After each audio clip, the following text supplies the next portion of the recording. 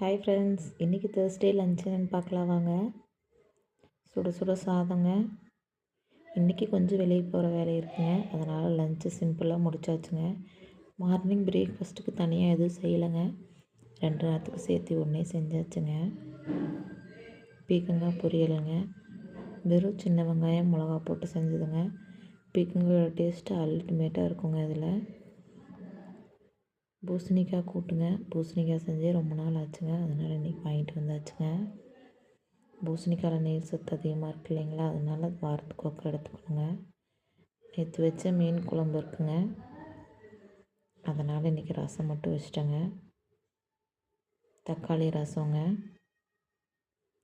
தயிரும் இருக்குங்க. வீடியோ எடுக்கும்போது கடைக்குட்டி இருந்தார், அவர் தயிர் பார்த்தாருன்னா யாருக்கும் கொடுக்க மாட்டாருங்க, அதனால் வீடியோவில் காமிக்கல. ஸோ இன்றைக்கி எங்கள் வீட்டில் லன்ச் இதாங்க. வீடியோ பார்க்குறவங்க மறக்காமல் லைக் பண்ணுங்கள், அப்படியே நம்ம சேனலை சப்ஸ்கிரைப் பண்ணுங்கள். பாய்.